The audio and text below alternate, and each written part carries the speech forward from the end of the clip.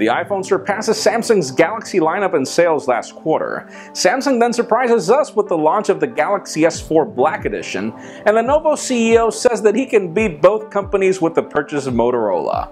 I'm Jaime Rivera, and you know what they say, Lenovo, if you can't beat them, you join them. This is Pocketnow Daily.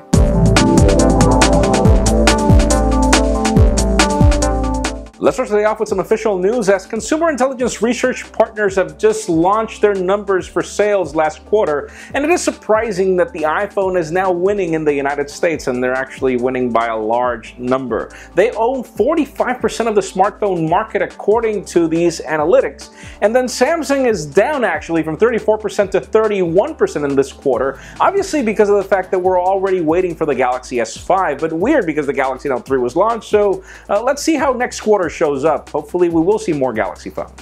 And speaking of Samsung and more Galaxy phones, the company has just surprised us with a new black edition of the Galaxy S4 and Galaxy S4 Mini as well. Now, this is pretty much the same Galaxy S4 when it comes to internals and the faceplate, but the only difference is that you get a new back cover, and this back cover is the new fox leather that we see on the Galaxy Note lineup, which is great. It's great for us to see that standardization. The problem is that obviously it is the same Snapdragon 600 processor, it's the same specifications, and it's only available in Russia right now, so stay tuned. We don't know when it'll land on other countries.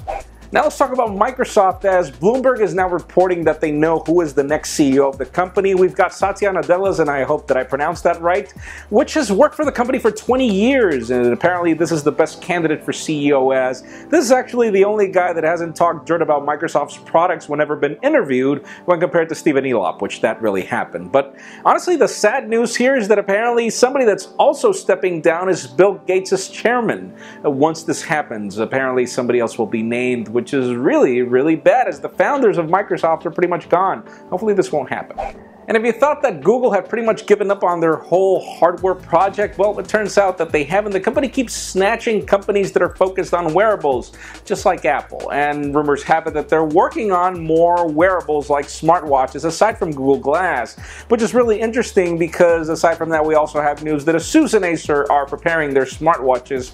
Now, we could probably see these at MWC, so stay tuned. That's going to be the year of smartwatches, 2014. And finally, for the interesting news of the day, even though Lenovo CEO came on record to state that they didn't have a specific strategy to revive Motorola, one of the things he did say on another interview is the fact that he is planning to defeat Apple and Samsung in the next couple of years with Motorola, as that combination is actually making them the third biggest smartphone manufacturer in the world, according to him.